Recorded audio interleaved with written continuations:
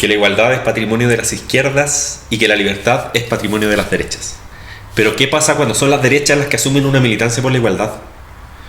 A propósito de la acusación constitucional contra el ministro Marco Ávila, es sobre el igualitarismo de derechas de lo que va esta columna. Hace un par de días fue rechazada la acusación constitucional contra el ministro de Educación Marco Ávila, donde algunos políticos, más allá de atender a un asunto administrativo, sustentaron parte de sus acusaciones en la orientación sexual del ministro. Con el tipo de argumentos que vimos, es evidente que hay una pretensión regresiva, una regresión moral coherente con ese ánimo restituyente de algunas derechas que, como ya he argumentado en otras de mis columnas, a falta de imaginación política para instituir un nuevo orden social, buscan restituir el orden anterior en que su poder estaba bastante más calibrado, aceitado y afinado. El Partido Republicano es ejemplar en esa búsqueda regresiva. Red de republicanos, red de reconstrucción, red de restauración, de restitución, pero también red de repetición y de regresión. Con la acusación constitucional queda claro que el ánimo restituyente no es solo político-económico, sino que también moral. Una restitución moral del Chile pacato, pechoño, insípido y desabrido de hace 30 y tantos años atrás. De ese Chile de la iglesia impidiendo el debut de Iron Maiden en el año 92, del Chile que se indignaba con la idea del divorcio, pero también, y aterrizándolo al nivel argumental de la acusación constitucional, del Chile de la homosexualidad perseguida, vilipendiada y penalizada. Pero esta pretensión regresiva de varios sectores de derechas tiene un fundamento que sostiene su espíritu conservador. La regeneración de un pasado originario perdido, supuestamente limpio, puro, inmaculado, que se fue degenerando con los tiempos. En el fondo, una comunidad originaria de iguales contaminada por ciertos agentes patógenos que habría que regenerar, cueste lo que cueste, por medio de un retorno a ese supuesto pasado ideal. Re de regenerar, re de retornar. Como decía al comienzo, hay un binarismo sumamente instalado en términos de discernimiento ideológico que relaciona a las izquierdas con la búsqueda de igualdad y a las derechas con la libertad.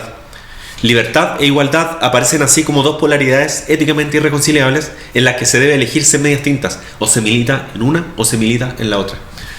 Pero si bien sostener posiciones ideológicas en base a esa polarización es sumamente simplón y superficial, porque recorta y mutila cualquier discusión ideológica mínimamente seria, en muchos de los discursos de las derechas y los sectores conservadores, fanáticos de la supuesta libertad, hay una profunda militancia por el igualitarismo. Aquí cualquiera se preguntará, ¿es posible el igualitarismo de derechas?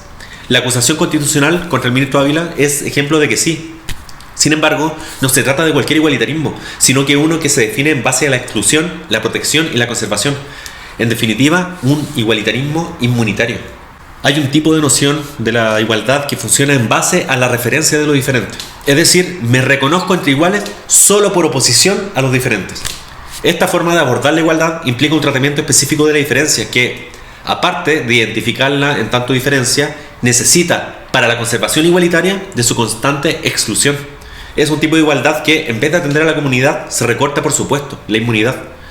Tal como dice el filósofo italiano Roberto Espósito, lo opuesto a la comunidad es la inmunidad. Mientras una es apertura al cambio, la otra es cerrazón conservacionista.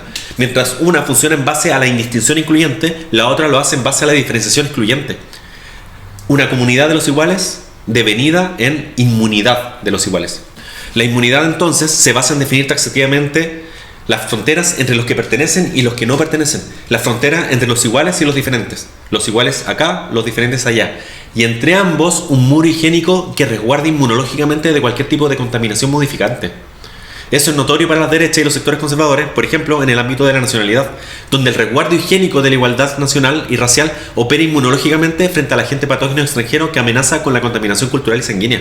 O en un ámbito socioeconómico, donde el resguardo inmunológico de las clases altas excluye centrífugamente a los pobres a la periferia de las ciudades. Y si pensamos en la acusación constitucional, el resguardo higiénico en términos de identidad de género y orientación sexual, donde la igualdad heterosexual precisa de un sistema inmunitario frente a cualquier rareza que amenace la estabilidad higiénico-moral de los, entre comillas, sexualmente normales.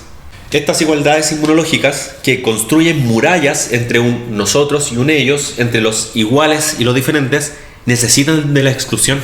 Es decir, la figura del otro indeseado es la condición de posibilidad para la igualdad inmunológica derechista.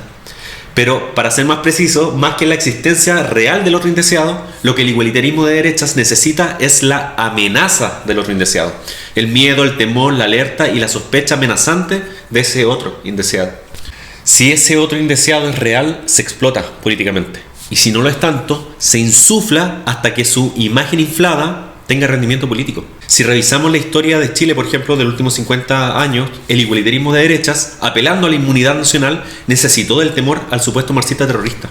O hace 30 años, el igualitarismo de derechas, apelando a la inmunidad propietaria y empresarial, necesitó del miedo delincuencial, ese que era combatido por Don Graff y Paz Ciudadana.